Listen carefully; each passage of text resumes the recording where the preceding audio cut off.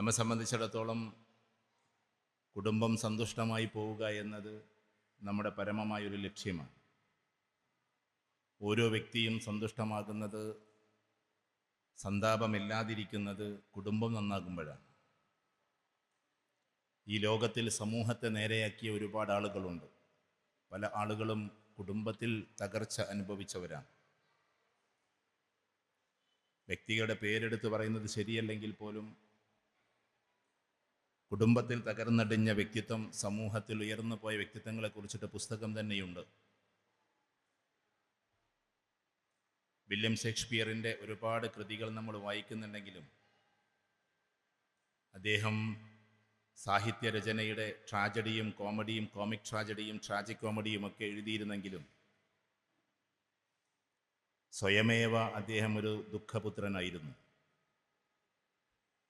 തൻ്റെ ഭാര്യ അവസാനം തന്നെ വിട്ടേച്ചു പോകുന്ന ആ ഒരു രംഗം വന്നപ്പോഴാണ് ഒഥല്ലോ എന്ന നാടകം എഴുതിയത്.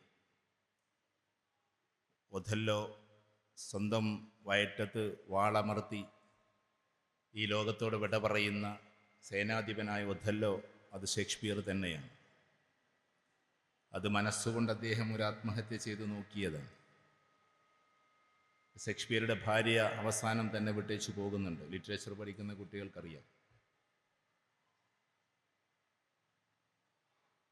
ഇതേപോലെ ധാരാളം ആളുകൾ, അവരൊക്കെ വലിയ വലിയ രാഷ്ട്ര നിർമ്മാണത്തിൻ്റെ വ്യക്തിത്വങ്ങളാണ്.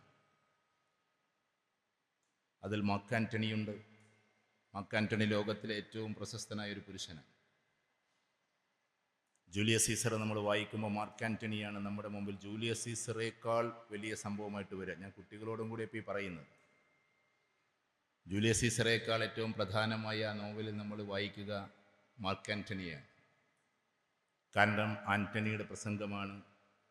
സാധാരണഗതിയിൽ മാർക്ക് ആൻ്റണിയെ നമ്മൾ അതിമനോഹരമായി നമ്മൾ നോവൽ വായിക്കുമ്പോൾ നമുക്ക് വല്ലാത്തൊരു ഇഷ്ടം തോന്നും. കാരണം ജൂലിയസ് സീസറെ കൊന്ന ബ്രൂട്ടസ് അവസാനം അവിടുത്തെ ജനങ്ങളെ മുഴുവൻ തൻ്റെ വശത്തേക്കാക്കി ജൂലിയസ് സീസറെ എതിർക്കുന്ന തലത്തിലേക്ക് കൊണ്ടുപോകുമ്പോൾ അതിനെ തിരുത്തിക്കൊണ്ടുള്ള പ്രഭാഷണമാണ് ലോകത്തിലെ നമ്പർ 1 പ്രഭാഷണമായി അറിയപ്പെടുന്നത്. അതുകൊണ്ടാണ് അതിനെ മാർക്ക് ആൻ്റണി സ്പീച്ച് എന്ന് പറയുന്നത്.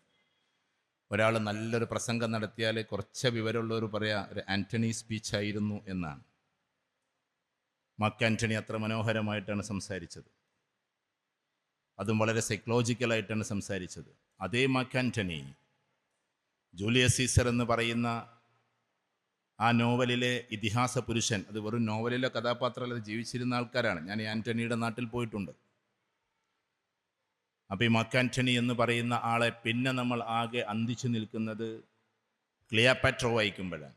ക്ലിയോപാട്ര എന്ന് പറയുന്ന ക്ലിയോപാട്രയെ പ്രണയിക്കുകയും അവസാനം അതിനുവേണ്ടി നടക്കുകയും അവസാനം അവളെ ലഭിക്കാതെ ആത്മഹത്യ ചെയ്യുന്ന മാർക്ക് ആൻ്റണിയാണ് 2ാം ഭാഗത്തിൽ നമ്മൾ കാണുക.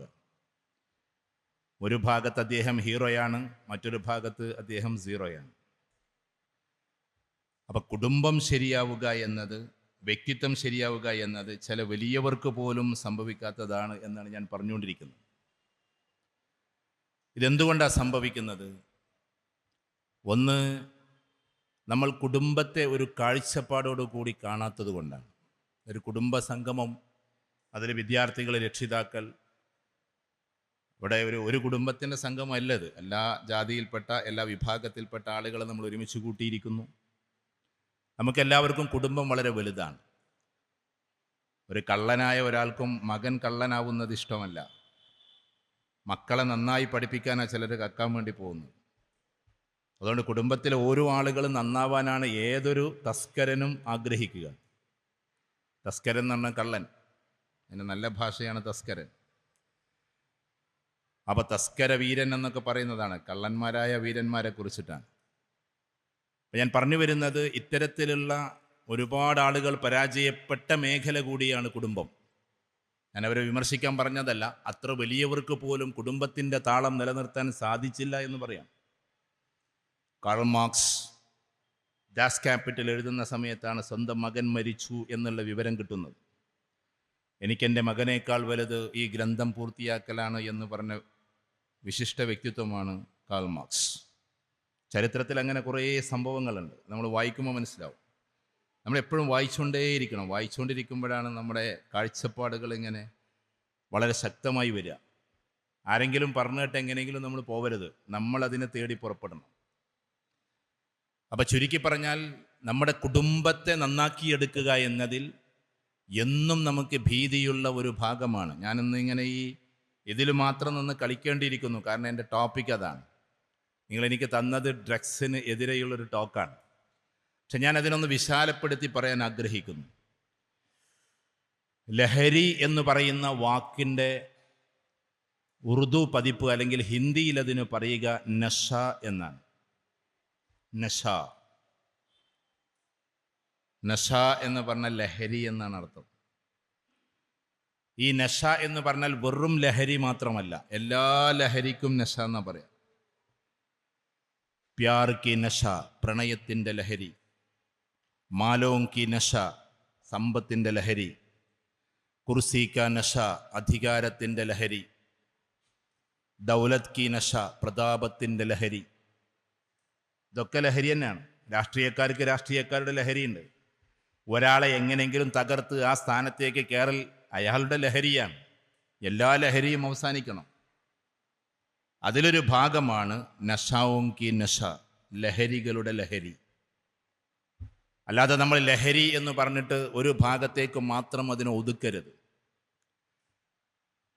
ഇപ്പോൾ അങ്ങനെ പറയുമ്പോൾ ഒന്നും വിചാരിക്കരുത്, ഇവിടെ വിദ്യാർത്ഥികളൊക്കെ ഇരിക്കുന്നുണ്ട്. കേരളത്തിൽ ഏറ്റവും കൂടുതൽ ഒളിച്ചോടി പോകുന്നത് വിവാഹം കഴിച്ചവരാണ്, കഴിക്കാത്തവരല്ല. അലൂമിനി മീറ്റൊക്കെ നമുക്കിപ്പോൾ പേടിയാണ്. 93 അല്ലെങ്കിൽ 94 10ാം ക്ലാസ്സുകാർ ഒരുമിക്കുന്നു എന്ന് പറയുമ്പോൾ നല്ല ഒരുമിക്കൽ എല്ലായിടത്തും ഉണ്ട് കേട്ടോ, ഇല്ല എന്നല്ല. ജീവിതം തകർന്നു പോയ ആളുകൾ വീണ്ടും കണ്ടുമുട്ടിയിട്ട് അവസാനം ആ തകർച്ചയിൽ നിന്ന് കൂടുതൽ തകർച്ചയിലേക്കുള്ള യാത്രകൾ തിരിക്കുന്ന ഒരുപാട് ആളുകൾ ഈ അടുത്ത കാലത്ത് നമ്മൾ കാണുകയുണ്ടായി.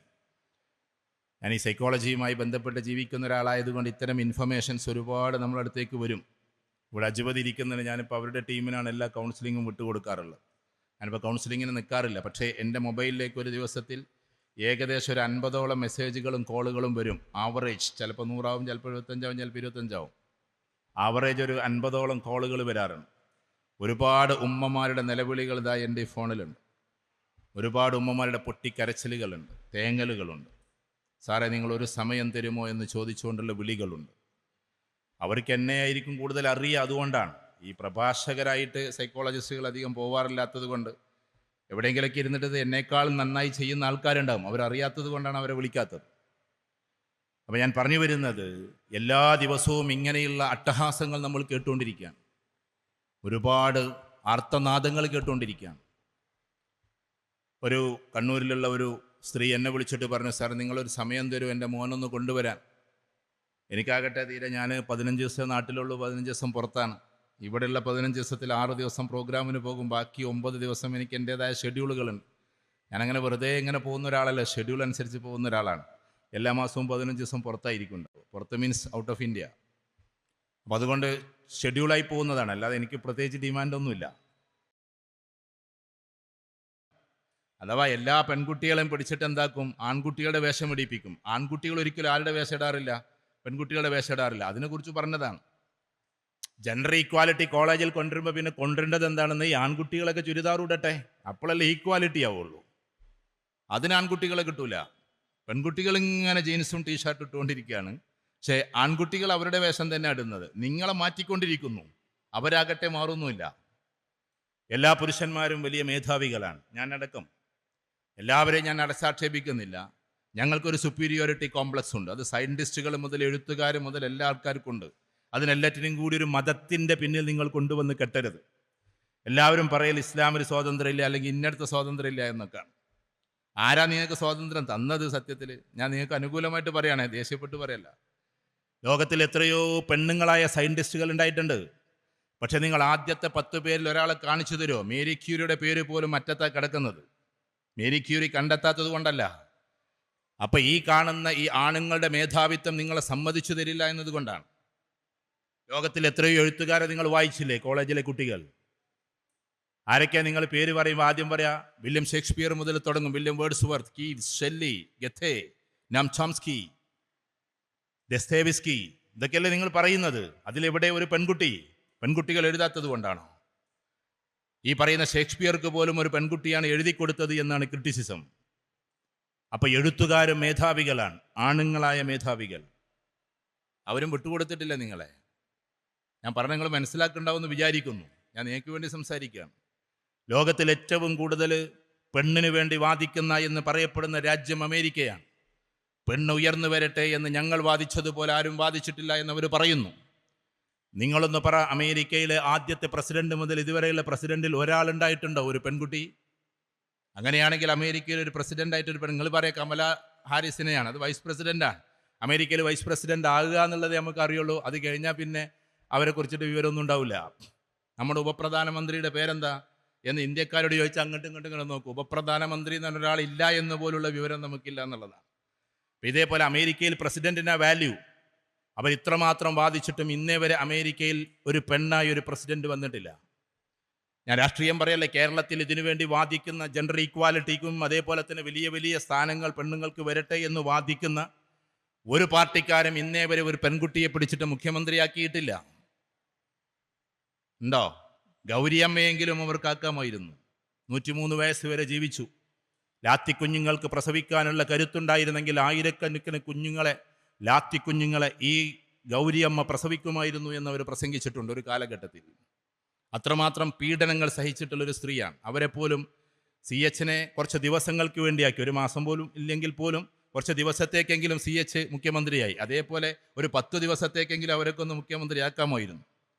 ഞാനിത് പറയുന്നത് ഒരു പാർട്ടിയെയോ ഒരു രാജ്യത്തെയോ ആരെയും എതിർക്കാനല്ല. ഞാൻ പറയുന്നത് പെൺവർഗത്തിന് ഇന്നേ വരെ ലോകത്തിൽ ആരും എന്താക്കിയിട്ടില്ല, വലിയ തോതിലുള്ള വില കൽപ്പിച്ചിട്ടില്ല എന്നാണ് ഞാൻ പറഞ്ഞുകൊണ്ടിരിക്കുന്നത്. അത് ഇസ്ലാമിൻ്റെ പേരിൽ മാത്രം കൊണ്ടുവന്നിട്ട് ആരും എന്താക്കണ്ട, ഇടണ്ട. പിന്നെയും മതാചാര പ്രകാരമുള്ളവരാണ് എന്താക്കുന്നത്. നിങ്ങൾ ആളുകളുടെ ഒന്ന് റിസർച്ചുകൾ എടുത്തു നോക്ക്.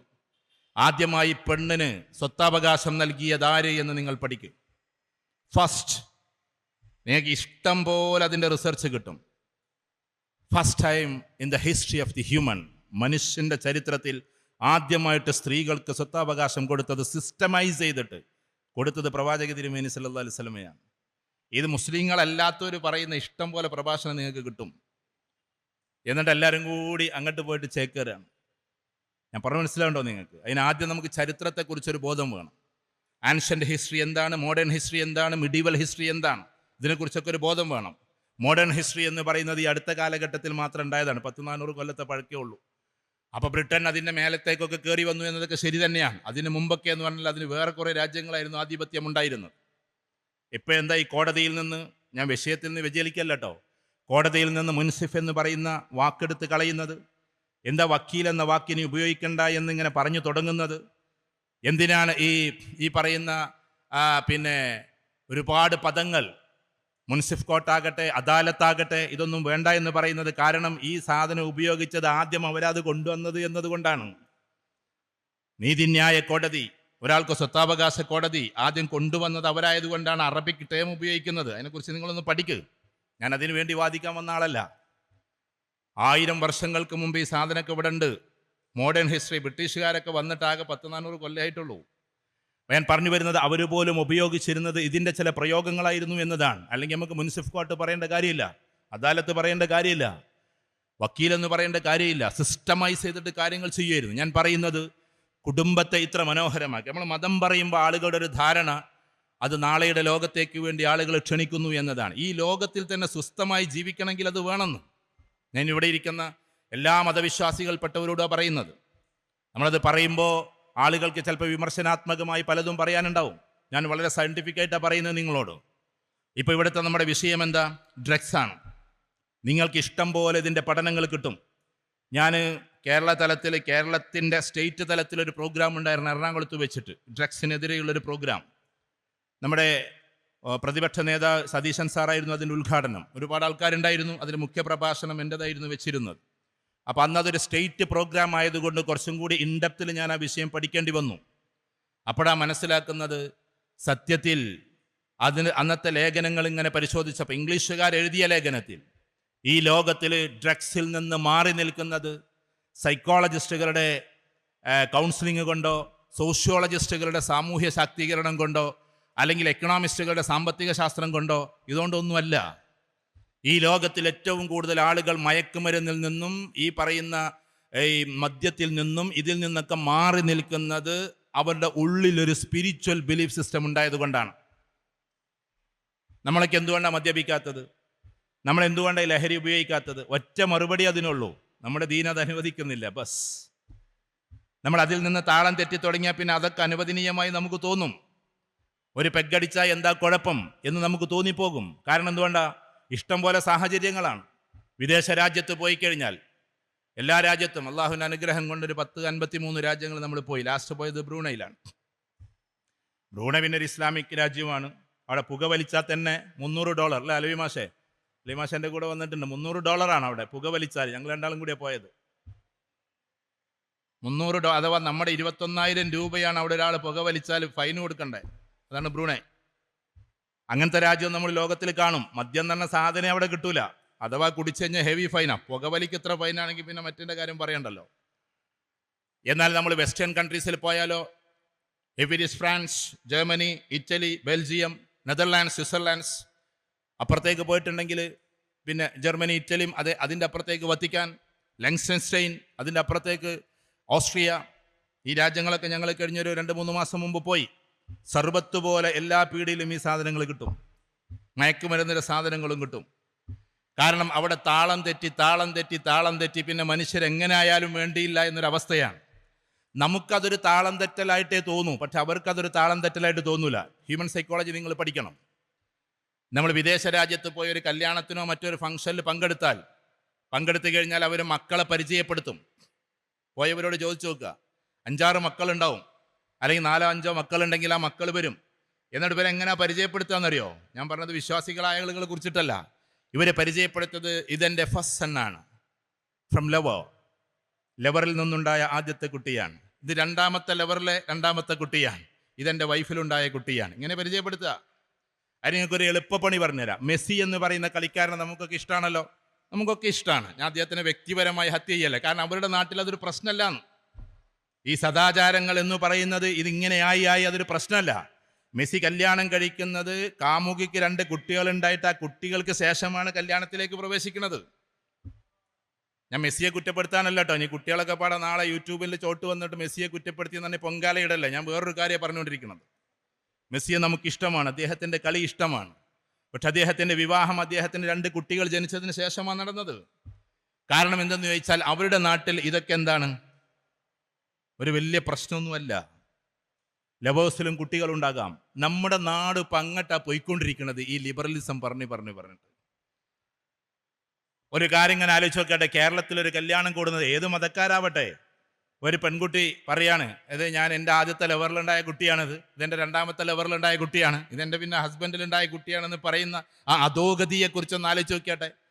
നമ്മളത് പറയും എന്ത്, നമ്മളാകെ ചുരുങ്ങി പിന്നെ മനസ്സിലാക്കുന്നു, ലോകത്തെ മനസ്സിലാക്കുന്നില്ല. ഞാൻ ലോകം മനസ്സിലാക്കിയത് കൊണ്ട് ഏകദേശം പിന്നെ എല്ലാ രാജ്യത്തും പോകണമെന്നാണ് എൻ്റെ ആഗ്രഹം. ഇപ്പോൾ ഓരോ മാസത്തിൽ എന്ന പോലെ നമ്മളിങ്ങനെ പോയിക്കൊണ്ടിരിക്കുകയാണ്. കാരണം ആയുസ് എത്ര ഉള്ളതെന്ന് നമുക്ക് പറയാൻ പറ്റില്ലല്ലോ. അതുകൊണ്ട് ഇപ്പോൾ ഏകദേശം 53 രാജ്യമായി. അതുകൊണ്ട് പോയി മനസ്സിലാക്കിയിട്ടാണ് ഞാൻ നിങ്ങളോട് പറഞ്ഞത്, അല്ലാതെ പുസ്തകത്തിൽ വായിച്ചിട്ടല്ല. എന്ന് വെച്ചിട്ടുണ്ടെങ്കിൽ അവരെ സംബന്ധിച്ചിടത്തോളം ഇതൊരു പ്രശ്നമല്ല. അതുപോലെ നമ്മുടെ രാജ്യവും ആകണമെന്നാണോ? കീ എക്സ്ചേഞ്ച് ഞാൻ എപ്പോഴോ പറഞ്ഞിട്ടുണ്ടത്. കീ എക്സ്ചേഞ്ച് എന്ന് പറഞ്ഞാൽ അത് വന്ന് നമ്മളെ എറണാകുളത്ത് വരെ വന്നു. നിങ്ങളൊന്ന് ആലോചിച്ച് നോക്കിയിട്ട് 5 ഭാര്യമാരും 5 ഭർത്താക്കന്മാരും കൂടി യാത്ര ചെയ്യുന്നു. ഒരു ഹോട്ടലിൽ ഫുഡ് കഴിക്കാൻ കയറുന്നു. അവിടെ വെച്ച് അവരൊരു പ്ലാൻ ഉണ്ടാക്കുന്നു. ഭാര്യമാരത് അറിയുന്നില്ല. എന്നിട്ട് ഭാര്യമാരുടെ കണ്ണുകൾ കെട്ടുന്നു. കണ്ണുകൾ കെട്ടിയിട്ട് ചാവി എന്ത് ചെയ്യുന്നു, ടേബിളിൽ വെക്കുന്നു. 5 കാറിൻ്റെയും ഒരു ചാവി എടുത്തിട്ട് പോകുന്നു. ആരുടെ ചാവിയാണോ എടുത്തത് അയാളുടെ കൂടെ പോയേക്കണം. അതിന് കീ എക്സ്ചേഞ്ച് എന്ന പേര്. സത്യത്തിൽ അതിന് പേര് വൈഫ് എക്സ്ചേഞ്ച് എന്നാണ്. Is it liberalism? ഇതാണോ നിങ്ങൾ പറയുന്ന ലിബറലിസം? ഇങ്ങനെ കുടുംബത്തിൻ്റെ മുഴുവൻ അലകുകോലുകൾ തകർന്നുകൊണ്ടിരിക്കുകയാണ്. നമ്മൾ എറണാകുളത്ത് വരെ ഇത് സംഭവിച്ചു. ഇതൊക്കെ വരുന്ന കാലം നോക്കിയിട്ടാണോ നമ്മൾ ഇരിക്കുന്നത്? ചെറുപ്പക്കാർക്ക് രസമായിരിക്കും, ഇതൊക്കെ ആഘോഷിക്കുന്നവർക്ക് അത് രസമായിരിക്കും. മേ ബി ചിലപ്പോൾ ദൈവമില്ലെന്ന് പറയുന്നവർക്ക് എങ്ങനെ ആയാൽ എന്താ പ്രശ്നം? എന്തൊക്കെ വാദങ്ങളപ്പോൾ നടക്കുന്നതെന്ന് ആലോചിച്ച് നോക്കിയാട്ടെ. ഒരേ ജെൻഡറിലുള്ള ആളുകൾ വിവാഹം കഴിച്ചാൽ എന്താ പ്രശ്നം? ആൾക്കാരിങ്ങനെ സോഷ്യൽ മീഡിയയിൽ നിന്ന് ചർച്ച നടത്തിക്കൊണ്ടിരിക്കുകയാണ്. നാച്ചുറൽ ലെവലിലുള്ളതിൻ്റെ അപ്പുറത്തേക്ക് പ്രകൃതിദത്തമായിട്ട് ദൈവം കൽപ്പിച്ച ദൈവമില്ലെന്ന് വിശ്വസിക്കുന്നവർക്കൊരു പ്രകൃതിയുടെ രീതി ഉണ്ടാവില്ലേ? ആ രീതിയെ കംപ്ലീറ്റ് ബ്രേക്ക് ചെയ്തുകൊണ്ട് പോവാണ്. ആളുകൾക്ക് എങ്ങനെയും ജീവിക്കാം, ഏത് കോലത്തിലും ആകാം. പോകുന്നവരങ്ങനെ പോയിക്കോട്ടെ. നമ്മളെക്കുറിച്ച് ചർച്ച ചെയ്യുകയാണ്. സ്വസ്ഥമായ ഒരു ജീവിതം നമുക്ക് ലഭിക്കണമെങ്കിൽ ചില ചിട്ടവട്ടങ്ങൾ അനിവാര്യമാണ്, ചില ചിട്ടകൾ അനിവാര്യമാണ്. കാരണം എല്ലാറ്റിനും ഒരു ബൗണ്ടറി ഉണ്ട്. Every person is on individual liberty but don't interfere to others liberty. എല്ലാ മനുഷ്യർക്കും ഒരു സ്വാതന്ത്ര്യമുണ്ട്, പക്ഷെ അത് മറ്റുള്ളവരുടെ സ്വാതന്ത്ര്യത്തെ ഹനിച്ചുകൊണ്ടായിരിക്കരുത്. എനിക്കിങ്ങനെ കൈവീശാനുള്ള സ്വാതന്ത്ര്യമുണ്ട്, പക്ഷെ അത് മറ്റുള്ളവൻ്റെ മുഖത്തേക്കായിരിക്കരുത്. അങ്ങനെ വ്യത്യാസമുണ്ട്. അതുകൊണ്ടാണ് നീതി നിയമം എന്നൊക്കെ പറഞ്ഞാൽ അങ്ങനെ. എന്താ യമനിയമ എന്ന് പറഞ്ഞാൽ ആ പദത്തിന് തന്നെ എത്ര വലിയ അർത്ഥമുള്ളത് എന്നറിയോ? ആ പദത്തിൻ്റെ അർത്ഥം യമനിയമ എന്ന് പറഞ്ഞിട്ടുണ്ടെങ്കിൽ യമം എന്ന് പറഞ്ഞാൽ നമ്മുടെ ഉള്ളിൽ നിന്നുണ്ടാകേണ്ടുന്ന നന്മകളാണ്. ആ നന്മകൾ ഇല്ലാതെ വരുമ്പോൾ പുറത്തുനിന്ന് നിർബന്ധമായ യമം നടപ്പിലാക്കും രാഷ്ട്രം. അതിൻ്റെ പേരാണ് നിയമം എന്നാണ്. ഞാൻ പറഞ്ഞത് മനസ്സിലായോ? യമം എന്ന് പറഞ്ഞാൽ സ്വന്തമേ നമ്മുടെ ഉള്ളിൽ നിന്നുണ്ടാകേണ്ടുന്ന സത്യസന്ധമായ കാര്യങ്ങൾ. അതില്ലാതെ ഒരാൾ ജീവിക്കുമ്പോൾ പുറത്തുനിന്ന് നിയമം ഇടപെടും. നിർബന്ധമായ യമത്തെയാണ് നിയമം എന്ന് വിളിക്കുന്നത്. അപ്പൊ രാഷ്ട്രം ഇടപെടും. ഉദാഹരണത്തിന് ഓരോ പെൺകുട്ടി അവിടെ നിൽക്കുന്നുണ്ടെങ്കിൽ ആ പെൺകുട്ടിയെ പോയിട്ട് ശരി എങ്ങനെയും ജീവിക്കാലോ, ഞങ്ങൾക്ക് 18 വയസ്സായി എന്നും പറയേണ്ട എന്തെങ്കിലും ചെയ്യാൻ പറ്റില്ല. അപ്പൊ നിയമം ഇടപെടും. ഈ നിയമത്തിന്റെ അങ്ങേ തലയുടെ ഒരു പേരാണ് സ്പിരിച്വാലിറ്റി അല്ലെങ്കിൽ റിലിജിയൻ എന്നൊക്കെ പറഞ്ഞാൽ ഒരു നിയമസംഹിതയുടെ പേരാണ്. ഒരു രാഷ്ട്രത്തിന് നിയമം ഉണ്ടാവില്ലേ? ഒരു സ്റ്റേറ്റിന് നിയമം ഉണ്ടാവില്ലേ? ഒരു ജില്ലക്ക് നിയമം ഉണ്ടാവില്ലേ? ആ നിയമത്തിന്റെ ബൗണ്ടറിയിൽ നിന്നുകൊണ്ടല്ലേ ആ രാജ്യം പോകുന്നത്. ആ രാജ്യം ഒരു ബൗണ്ടറി ഉണ്ടല്ലോ. ആ ബൗണ്ടറിയെ പോലെ ഓരോ മതങ്ങൾക്കും ഒരു ബൗണ്ടറി ഉണ്ട്. അയൽവാസി ആരായിരുന്നാലും അവനെ സ്നേഹിച്ചേക്കണം, പക്ഷേ അവനെ ഉപദ്രവിക്കാൻ പാടില്ല. അത് നിയമത്തിൻ്റെ ഒരു ബൗണ്ടറിയാണ്. അതാരായിരുന്നാലും അവനെ ഉപദ്രവിക്കരുത്. ഇങ്ങനെ കുറെ നിയമങ്ങളെ കൊണ്ട് നിബിഡമാണ് മതം. അപ്പൊ ഞാൻ പറഞ്ഞുകൊണ്ടിരിക്കുന്നത് ഇതൊക്കെ അലകുകോലുകൾ പോയിട്ടാണ് ഡ്രഗ്സ് എന്നതിലേക്ക് ഇവർ വന്നുകൊണ്ടിരിക്കുന്നത്. ഞാൻ പറയുന്നത് നിങ്ങൾ ഒരിക്കലും വിചാരിക്കരുത് ഡ്രഗ്സ് എന്ന് പറയുന്ന സാധനം ഏതോ ഒരു കുട്ടിക്ക് അബദ്ധമായി സംഭവിച്ച് അങ്ങനെ ആ കുട്ടി അതിലേക്ക് പോവാണ്. മാസ്സായിട്ട് ഇതിലേക്ക് പോയിക്കൊണ്ടിരിക്കുകയാണ്. അത് പറയാനാണ് ഞാൻ ഇത്രയും പറഞ്ഞത്. മാസ് മൂവ്മെന്റ് ആണിത്. കാരണം ഈ ലോകത്തിൽ ഏറ്റവും കൂടുതൽ കച്ചവടം നടത്തുന്ന, ആയിരക്കണക്കിന് കോടികളെ കൊണ്ട് ലക്ഷക്കണക്കിന് കോടികളെ കൊണ്ട് അമ്മാനമാടുന്നത് ആരാ? ഡ്രഗ് മാഫിയയാണ്. Drug mafia. ഞാൻ എപ്പോഴോ സൂചിപ്പിച്ചിട്ടുണ്ട്. ഞങ്ങൾ ഓസ്ട്രേലിയയിൽ ഒരു പരിപാടിക്ക് പോയപ്പോൾ ഞാനും ഇ.ടി. മുഹമ്മദ് ബഷീർ സാഹിബും അവിടെ ഒരു ലേഡിയായ ഒരു MP ഉണ്ട്. അവരെന്നോട് ചോദിച്ചു, ബഷീർ സാഹിബ് സംസാരിച്ചുകൊണ്ടിരിക്കുന്നതിലിടക്ക് ഞങ്ങളിങ്ങനെ പരിചയപ്പെടുകയാണ്. ആ ലേഡി MP എന്നോട് ചോദിച്ചു, എന്താണ് ഈ KMCC എന്ന് പറഞ്ഞാൽ? KMCCയുടെ ഒരു KMCC ഉണ്ടാക്കാൻ വേണ്ടി പോയതാ മെൽബണിൽ. അപ്പൊ KMCC എന്ന് പറഞ്ഞാൽ എന്താണ്? ഞാൻ പറഞ്ഞു KMCC, കേരള മുസ്ലിം കൾച്ചറൽ സെന്റർ എന്നതാണ് അതിന്റെ പേര്. ഓ, മുസ്ലിം എന്ന് പറഞ്ഞു. അപ്പൊ അവരൊരു ക്രിസ്ത്യൻ ആയതുകൊണ്ട് ഞാൻ വിചാരിച്ചു ഇനിയിപ്പോൾ അതിനെതിരെ എന്തെങ്കിലും പറയുമോന്നൊക്കെ. പക്ഷെ അവർ പറഞ്ഞത് എന്താണെന്നറിയോ? ഇസ്ലാമിനെ എതിർക്കാൻ കാരണം എന്താണെന്നറിയോ? ഇസ്ലാമിനെ ലോകം എതിർക്കാനുള്ള കാരണം മറ്റ് മതക്കാരുടെ പ്രശ്നമല്ല. മറ്റ് മതക്കാരാണ് എതിർക്കുന്നത് എന്ന് നിങ്ങൾ തെറ്റിദ്ധരിക്കരുത്. ചിലപ്പോൾ കുറേശ്ശെ കഥ ഉണ്ടാവാം. ഏറ്റവും പ്രധാനമായി അതിനെ എതിർക്കുന്നത് കോർപ്പറേറ്റ് ഭീമന്മാരാണ്. കാരണം നിങ്ങൾ ഗാംബ്ലിങ്ങിനെ, ഇവിടെ അതിനെപ്പറ്റി പറഞ്ഞിട്ടുണ്ടാവും, ചൂതാട്ടത്തിനെ ഏറ്റവും ശക്തമായി എതിർക്കുന്നു. ലോകത്തിലെ ഏറ്റവും വലിയ ബിസിനസ് ചൂതാട്ടമാണ്. 1000 കോടി വാതുവെപ്പ്, 2000 കോടി വാതുവെപ്പ്. അങ്ങനെ അതിനെതിരെ ഇവര് ഭയങ്കരമായിട്ട് നിലകൊള്ളുന്നു. യഥാർത്ഥ ഇസ്ലാം, പേരിന് മുസ്ലിങ്ങളുടെ കഥയല്ല ഞാൻ പറയുന്നത്. പിന്നെ ഡ്രഗ്സിനെതിരെ അതിമനോഹരമായി നിങ്ങൾ നിലകൊള്ളുന്നു. ഒരിക്കലും പുക പോലും വലിക്കരുത് എന്ന്, അല്ലേ? ലാ തുൽക്കി അഹ്ലീക്കും ഇല തഹ്ലുക. നിങ്ങളുടെ വീട്ടിലുള്ളവരെ അല്ലെങ്കിൽ നിങ്ങളുടെ സ്വയം ശരീരത്തിനെ നിങ്ങൾ എന്താക്കരുത്? നാശത്തിലേക്ക് കൊണ്ടുപോകരുത് എന്ന വ്യാഖ്യാനത്തിൽ പുക പോലും വലിക്കരുത് എന്ന വ്യാഖ്യാനം വരുന്നു. സ്വന്തം നാശത്തിലേക്ക്, നരകത്തിലേക്ക് കൊണ്ടുവരുതെന്ന് അവിടെ പറഞ്ഞിട്ടില്ലെങ്കിൽ പോലും ഈ ദുനിയാവിൽ പോലും നാശത്തിലേക്ക് കൊണ്ടുപോകരുത്. അപ്പൊ ഹാൻഡ്സ് ഉപയോഗിക്കുന്ന കുട്ടികൾക്ക് തോന്നും അത് ഉപയോഗിക്കാത്തവർക്കും ക്യാൻസർ വരുന്നില്ലേ? പൊതുവെ കുട്ടികൾക്കുള്ളൊരു തോന്നലാണ്. ഹാൻഡ്സ് ഉപയോഗിക്കാത്തവർക്ക് ഇത് വരുന്നില്ലേ? അവരുടെ മനസ്സിൽ തോന്നുന്ന തോന്നലാണ്. എന്നോട് ഇക്ബാൽ സാറ് RCCയിലെ ചീഫ് ഡോക്ടറായിരുന്നു. അദ്ദേഹം പറഞ്ഞത്, നിങ്ങൾ കുട്ടികൾക്ക് ക്ലാസ് എടുക്കുമ്പോൾ പറഞ്ഞേക്കണം 8:2 എന്നതാണ് അതിൻ്റെ റേഷ്യോ. എന്ന് പറഞ്ഞാൽ ഹാൻഡ്സ് ഉപയോഗിക്കുന്ന 10 പേരിൽ 8 പേർക്കും ക്യാൻസർ വരാനുള്ള സാധ്യതയുണ്ട്, 2 പേര് രക്ഷപ്പെടാനുള്ള സാധ്യതയുണ്ട്. അത് അവരുടെ ആ ഒരു ഇതിനനുസരിച്ചിരിക്കും, ബലത്തിനൊക്കെ അനുസരിച്ചിരിക്കും, അവരുടെ ഡിഫൻസ് പവറിനനുസരിച്ചിരിക്കും. എന്നാൽ ഇതേപോലെ ഹാൻഡ്സ് ഉപയോഗിക്കാത്ത 10 പേരിൽ 2 പേർക്ക് ക്യാൻസർ വരാൻ സാധ്യതയുണ്ട്, 8 പേരും രക്ഷപ്പെടാൻ സാധ്യതയുണ്ട്. പോസിബിലിറ്റി. അപ്പൊ കൂടുതൽ നെഗറ്റീവ് പോസിബിലിറ്റിയിലേക്ക് നമ്മൾ കൊണ്ടുപോകേണ്ട കാര്യമില്ലല്ലോ. നമ്മൾ ഹാൻഡ്സ് ഉപയോഗിച്ച് കഴിഞ്ഞാൽ 10 ആൾക്ക് വരില്ല, ശരി 8 ആൾക്ക് വരുമല്ലോ, അതിൽ നമ്മൾ പെട്ടുപോയാലോ? ഇതാണ് ഡോക്ടേഴ്സിന്റെ കണക്ക്. അങ്ങനെ നോക്കിക്കഴിഞ്ഞാൽ റേഷ്യോ കൂടുതലുള്ളതിലേക്ക് നമ്മൾ പോകരുത്. അതിനു വേണ്ടിയിട്ടാണ് ഈ കാര്യങ്ങളൊക്കെ നമ്മൾ മുമ്പിൽ വെക്കുന്നത്. അപ്പോൾ ഈ സ്ത്രീ പറയണ്ടായി, അവർ നന്നായിട്ട് എഡ്യൂക്കേറ്റഡ് ആണ്, ഓസ്ട്രേലിയൻ യൂണിവേഴ്സിറ്റിയിലൊക്കെ പഠിച്ചിറങ്ങിയാൽ നമ്മളിവിടുത്തെ മാതിരി 7ാം ക്ലാസ്സും കുസ്തിയും കൊണ്ട് ഒരാൾക്ക് MP ചെയ്യാൻ പറ്റില്ല. ഏതായിരുന്നാലും ശരി, അവിടെ ശക്തമായി അവരൊന്ന് സംസാരിക്കുകയുണ്ടായി. ഞാൻ പ്രഭാഷണത്തിൽ പറഞ്ഞു എന്നല്ല പറഞ്ഞത്, ഈ ഒരു രീതിയിൽ നമ്മളോട് സംവദിക്കുകയുണ്ടായി. ഞാൻ പറഞ്ഞു വരുന്നത്, നമ്മൾ ഓരോ മതാചാര പ്രകാരം പോകുന്ന ആളുകളെയും തടഞ്ഞു നിർത്താൻ കുറേ ആളുകളുടെ പ്രസംഗങ്ങൾ, പ്രഭാഷണങ്ങളൊക്കെ അത് ക്ലവർലി നടക്കുന്നതാണ്. കാരണം യൂറോപ്പിനെ പോലെ ഇവിടെ ആക്കണം. എന്നാൽ യൂറോപ്പ് മാറാൻ തുടങ്ങിയിരിക്കുന്നു. അതാ രസം. യൂറോപ്പിൽ കുറേ വർഷങ്ങൾക്ക് മുമ്പ് ഇങ്ങനെയല്ല. ഇപ്പം അവരും കുട്ടികളെ നോക്കാൻ തുടങ്ങി. പണ്ട് എന്ന് പറഞ്ഞൊരു സായിപ്പത്തി സ്ത്രീ പോകുമ്പോൾ ഒരു പട്ടിക്കുഞ്ഞിനെയും കൊണ്ടാ പോവുക. ഇപ്പം സ്വന്തം മക്കളെയും കൊണ്ട് തന്നെയാണ് അവരും പോകുന്നത്. കാരണം അവർക്ക് കുടുംബം ഇഷ്ടമായി തുടങ്ങിയിരിക്കുന്നു. പണ്ടൊക്കെ മക്കൾ അവർ ശ്രദ്ധിക്കുകയും ചെയ്യൂല. അപ്പം നമ്മൾ ചെറിയ കുട്ടികളായിട്ട് പോയി ഹായ് ബേബി എന്ന് പറഞ്ഞാൽ അടുത്തേക്ക് വരും. കാരണം അവർക്ക് കുട്ടികളെ വലിയ ഇഷ്ടമാണ്. ഇപ്പം തുടങ്ങിയതാണ് അതൊക്കെ. ഇപ്പം തുടങ്ങിയെന്ന് പറഞ്ഞാൽ ഇങ്ങനെ പെട്ടെന്ന് തുടങ്ങി സ്വിച്ചിട്ട പോലെ എന്നല്ല. എന്നാലും കൾച്ചർ മാറിക്കൊണ്ടിരിക്കുന്നു. ലോകത്തിൻ്റെ കൾച്ചർ മാറിക്കൊണ്ടിരിക്കുന്നു. പക്ഷെ അവർ 100 വർഷം മുമ്പേ വേണ്ടാതെ ചവച്ചു തുപ്പിയതിന് അണ്ണാക്ക് തൊടാതെ നമ്മൾ വിടുങ്ങുന്നു. അണ്ണാക്ക് തൊടാതെ നമ്മൾ വിടുങ്ങുന്നു. അതിൽപ്പെട്ടതാണ് ഡ്രഗ്സ്. നൈജീരിയയിൽ നിങ്ങൾ പോയാൽ ഏകദേശം അവിടെ ഉള്ളത് 14 കോടി ജനങ്ങളാണ്. അതിൽ 9 കോടി മുസ്ലിംസാണ്, 5 കോടി ക്രിസ്ത്യൻ സമൂഹമാണ്.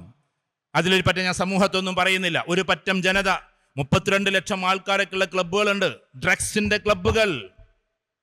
എന്നിട്ട് ലോകതലത്തിലേക്ക് അവർ കയറ്റിവിടുകയാണ്, ലോകതലത്തിലേക്ക് അവർ എത്തിക്കുകയാണ്. കാരണം ഇതിന്റെ കാരിയേഴ്സായിട്ട് അവർ കാണുന്നത് വിദ്യാർത്ഥികളെയാണ് ഏറ്റവും പ്രധാനമായും. കാരണം എന്താണെന്നറിയോ?